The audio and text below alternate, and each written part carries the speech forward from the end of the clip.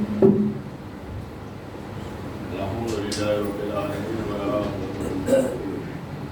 والصلاة والسلام على رسوله سيد المرسلين وعلى آله وصحابه أجمعين أما بعد أعوذ بالله من الشيطان الرجيم بسم الله الرحمن الرحيم إنما الصدقات للفقراء والمساكين والعاملين عليها والمؤلفة قلوبهم وفي الرقاب والغارمين وفي سبيل الله وابن السبيل فريضة من الله والله عليم حكيم آمنت بالله صدق الله مولانا العظيم وبلغنا رسوله نبي الأمين الكريم ونحن على ذلك لمن الشاهدين والشاكرين والحمد لله رب العالمين.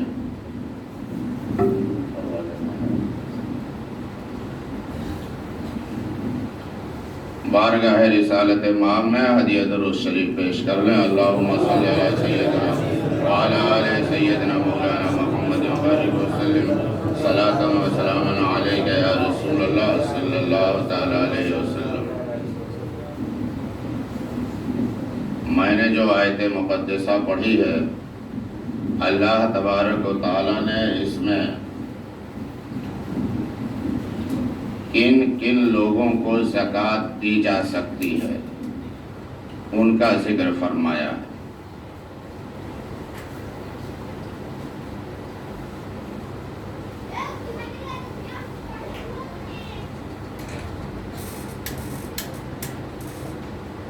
تمہاری زکوٰۃ کے حقدار ہیں فقراء، مساکین، عامل، مؤلفۃ القلوب، رقاب، غارمین، فی سبیل اللہ وابن السبیل. 8 قسم کے لوگوں کو اللہ نے زکوٰۃ کا حقدار قرار دیا ہے.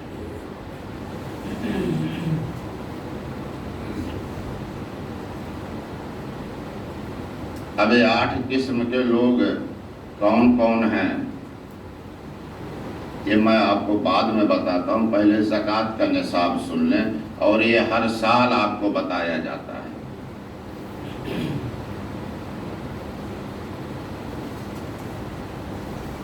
اور ہم وہی چیزیں یاد رکھتے ہیں جو ہمارے طبیعت کو سوٹ کرتی ہے، اور جو سوٹ نہیں کرتی وہ سال میں کیا مہینے میں بتائی جائے تو یاد نہیں رہتی. تو زکوٰۃ کا نصاب کیا ہے؟ 7.5 تولہ سونا یا 52.5 تولہ چاندی یا دونوں میں سے جتنی قیمت ہوتی ہے اتنا آپ کے پاس پیسہ ہو، یا مال تجارت ہو.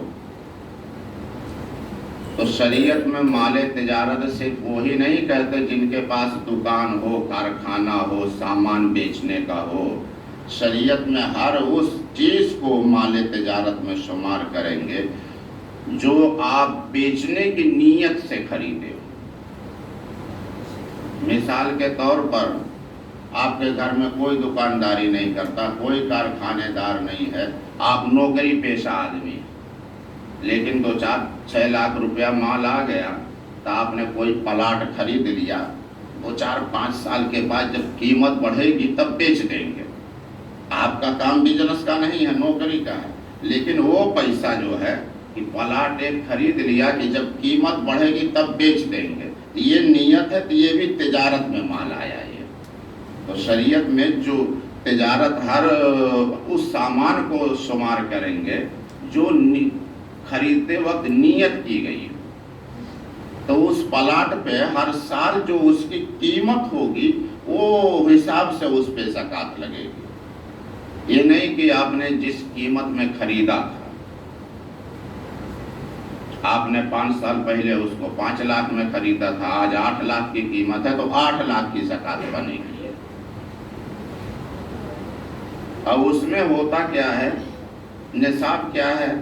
7.5 تولہ سونا ہو یا 52.5 تولہ چاندی.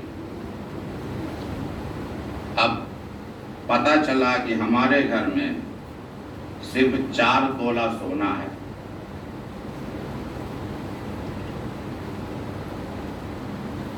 7.5 تولہ سونا ہو یا 52.5 تولہ چاندی ہو یا دونوں کی جو قیمت بنتی ہے اتنا آپ کے پاس بیلنس میں پیسہ ہو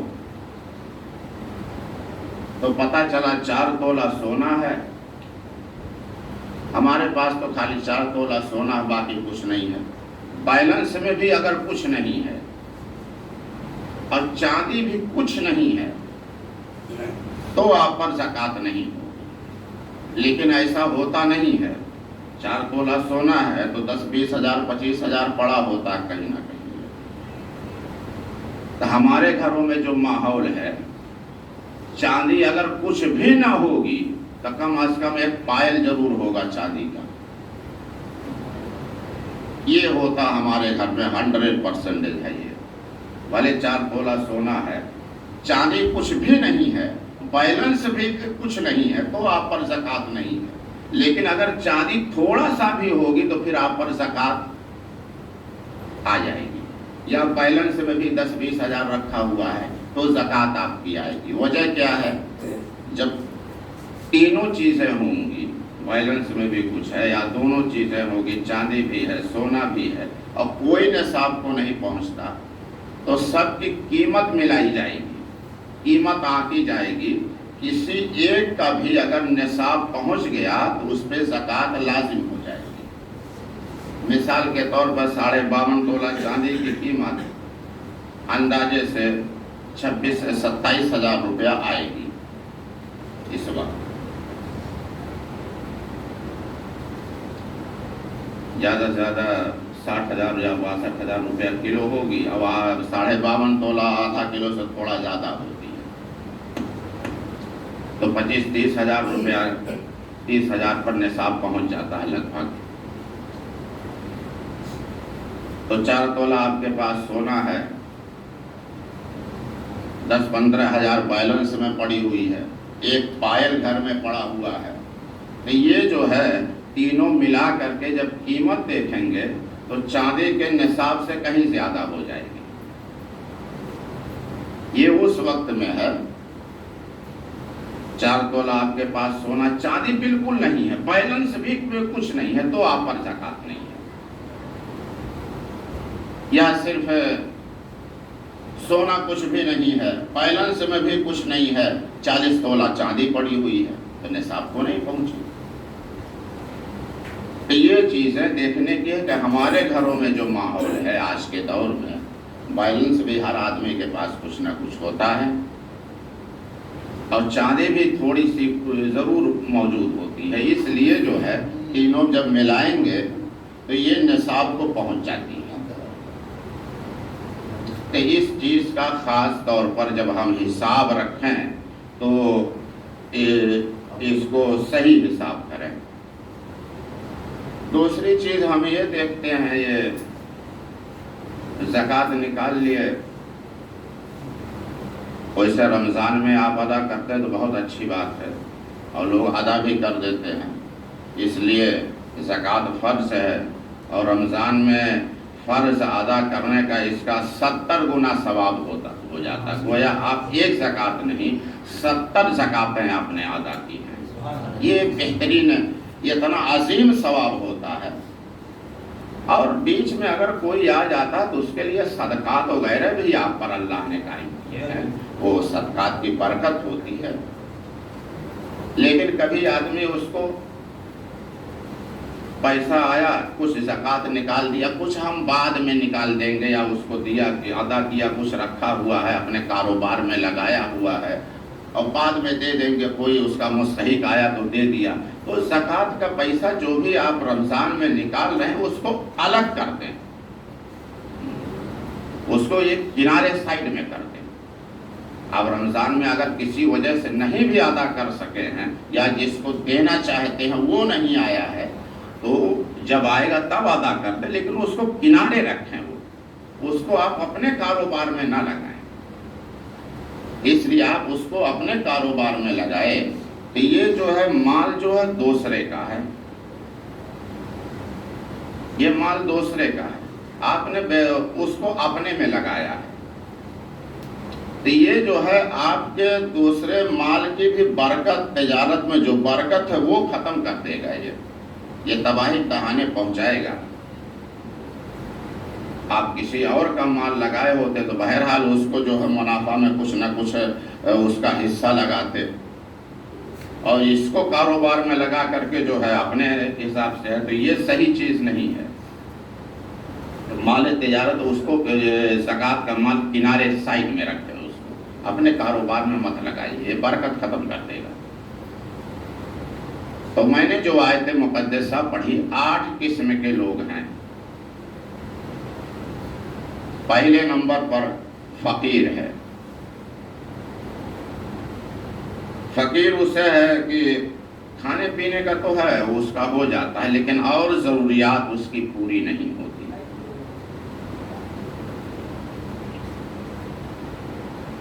اب مثال کے طور پر اس کے گھر کا خرچ 10,000 روپیہ ہے، 5,000 روپیہ کما لے رہا ہے وہ، تو اس کے کھانے پینے کا کسی طرح ہو جاتا، اور ضروریات اس کی پوری نہیں ہوتی، وہ فقیر ہے، اسے بھی وہ پہلا نمبر پر حقدار ہے۔ دوسرا مسکین ہے، جس کے پاس کچھ بھی نہ ہو۔ تیسرے نمبر پر عامل کہتے ہیں۔ یہ عامل جو ہے، جو زکوٰۃ وصول کرنے پر مقرر کیا گیا ہو۔ پہلے اسلامی حکومتیں تھی وہ مقرر کرتی تھی، اب اسلامی حکومتیں تو ہے نہیں۔ جو ادارے ہوں، تنظیم ہو، جو ذمہ دار لوگ ہوں، جنہوں مقرر کیا ہو، تو اس کے اخراجات اسی میں سے ادا کریں، اس کے جو بھی خرچ ہیں، اس کی پگار ہے، خرچ ہے، اسی میں سے دیں گے، عامل۔ اور چوتھا جو ہے مؤلفۃ القلوب، جن کے دلوں سے اسلام کی محبت میں اضافہ کیا جائے، یہ باجماع صحابہ کرام کے دور ہی میں یہ ثابت ہو گیا۔ 5ویں نمبر پر آتا ہے رقاب۔ رقاب کہتے تھے جو پہلے غلامی کا دور جو ہوتا تھا، اگر کوئی غلام ہے، اس کے مالک نے کہہ دیا کہ اتنا پیسہ ادا کر دو، ہم تمہیں آزاد کر دیں گے، تو زکوٰۃ کے پیسے سے اس کی مدد کی جا سکتی ہے، یعنی گردنیں چھڑانے والے۔ اب اس کا آج کے دور میں غلامی تو رہی نہیں، اگر اس کو ایسا سمجھ لے، اگر کوئی شخص بلا قصور مقدموں میں پھنسا ہوا ہے، زبردستی مرڈر کر کے آیا، لوگوں کو ستایا، پھنسا ہوا، تو اس کو چھوڑ دے، وہ اپنا لڑے گا۔ بلا قصور مقدمے میں پھنس گیا ہے، یا بیمار ہے، علاج نہیں کرا سکتا، تو اس کو چھڑانے کے لیے اس کی مدد کی جا سکتی ہے۔ 6 نمبر پر غارمین، یعنی قرض دار، یعنی ایسا قرض دار کہ وہ اپنا قرض ادا نہ کر سکتا ہو۔ اب کچھ لوگ بلا ضرورت قرض دار بن جاتے ہیں، اپنی لوفڑائی کی وجہ سے قرض دار بن جاتے ہیں۔ ایسے لوگوں کو نہیں، سنجیدہ آدمی ہے، ٹھیک ٹھاک آدمی ہے، کاروبار کسی وجہ سے ڈوب گیا، قرضے میں چلا گیا، وہ قرضہ ادا نہیں کر سکتا ہے، تو اس کی مدد کی جا سکتی ہے۔ فی سبیل اللہ، اللہ کے راستے میں جو لوگ ہیں، جو اللہ کے کام کر رہے ہیں، دین کے کام میں لگے ہوئے ہیں، ان کو دیا جا سکتا ہے۔ اور 8ویں نمبر پر وابن السبیل، یعنی مسافر۔ ایسا مسافر، آج کے دور میں تو بہت چیزیں آسان ہو گئی، ایسا مسافر ہے تو مالدار ہے، لیکن آیا کسی نے استاذ گیری کیا، اس کی جیب کٹ گئی، راستے کے اخراجات ختم ہو گئے، سب چوری ہو گئے، اپنے وطن پہنچ نہیں سکتا، تو ایسے کو مدد کی جا سکتی ہے۔ اس میں عام طور پر 8 لوگوں میں بہت سے لوگ ایسے ہیں وقتی طور پر ہیں، 3 لوگ یہ اس میں کمپلسری ہیں، فقراء، مساکین، فی سبیل اللہ، اللہ کے راستے میں جو لوگ ہیں، اللہ کے کام میں جو لوگ لگے ہوئے ہیں، کہ ان 3 لوگوں کو خاص طور پر، اور ان 8 لوگوں میں جس کو بھی آپ زکوٰۃ دیں گے زکوٰۃ ادا ہو جائے گی۔ شرط یہ ہے کہ آپ کی جانچ پڑتال صحیح ہونی چاہیے۔ سب کو بانٹتے یا کسی ایک کو دیتے، لیکن زکوٰۃ دینے کا جو صحیح طریقہ وہ ادا ہو جائے گی۔ صحیح طریقہ یہ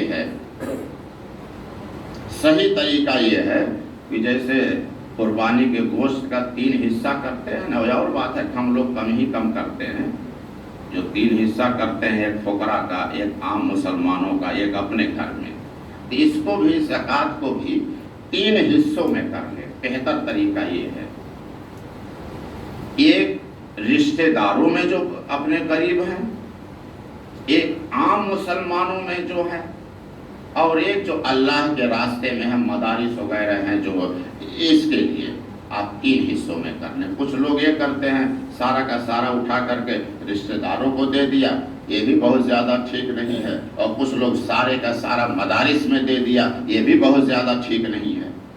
کہ آپ 3 حصہ کر لیں، ایک رشتہ داروں میں جو قریب ہیں ہمارے، اور ایک عام مسلمانوں میں، ایک مدارس میں، اور تینوں چیزیں ضروری ہیں۔ مدارس سے دین کا کام ہوتا ہے، یا دین کے کام میں جو لوگ لگے ہیں وہاں چلا جائے۔ اب اگر آپ کے رشتہ دار میں کوئی نہیں ہے اس کا مستحق، تو آپ جو ہے اس کو مدارس کی طرف منتقل کر دیں۔ عام مسلمانوں میں خاص طور پر اس کو خیال رکھیں کہ جو عام طور پر مانگنے والے ہیں ان سے تو آپ اجتناب رکھیں۔ اگر ان کو دینا ہے تو زکوٰۃ کے بجائے دوسرا پیسہ آپ دے دیں تاکہ آپ کی زکوٰۃ نہ خراب ہو۔ اس لیے اس میں جو ہے آدھے سے کہیں زیادہ فراڈی ہیں، اور شاید اس میں بہت سے ایسے لوگ بھی ہیں جو آپ سے زیادہ مالدار ہیں۔ میں کئی بار مانگنے والوں کو بیٹھا کر کے وہاں بات کیا، وہ عرفان بھائی تھے، آج کل دبئی میں ہے، ان کے سامنے تو بیلنس ان کے پاس 8 سے 10 لاکھ روپیہ نکلی۔